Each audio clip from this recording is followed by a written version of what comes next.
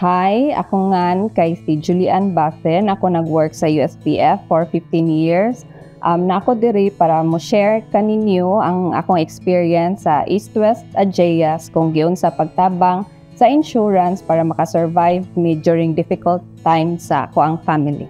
Yung with my husband kasi is siya, very loyal, dedicated siya na head of the family. Yung goals lang naman namin is very simple, mapatapos yung kids, then yung dreams niya is to build talaga yung parang carpentry. Wala talagang major symptoms. Nag-consult kami sa doctors, then benign naman yung una. Then for follow-up, doon na diagnose na stage 4 na pala. Mato siya difficult. Kailangan na niya isulti kung unsa iyang parang mga bilin. At least, na tagaan pag yun sa og chance para maka say goodbye or makabilin siya kung unsa.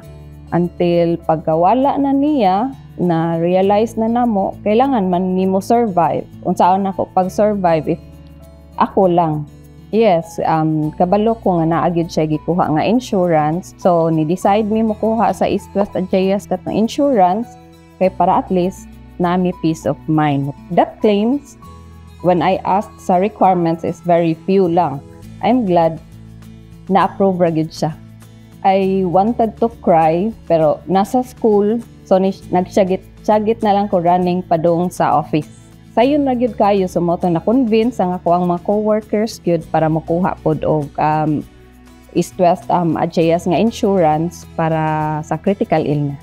Na-receive na gyud na mo. Confirm na gyud siya. It's true. Dili na ko ma-worry sa future sa ako ang kids tungod sa East West Ageas nga insurance. So ni-decide ko mukuha pod og insurance sa East West Ageas for critical illness para pod dili na ma-burden ang ako ang anak. Having insurance would really make your life comfortable. Even smaller or bigger amount, much better gid siya nga prepared siya.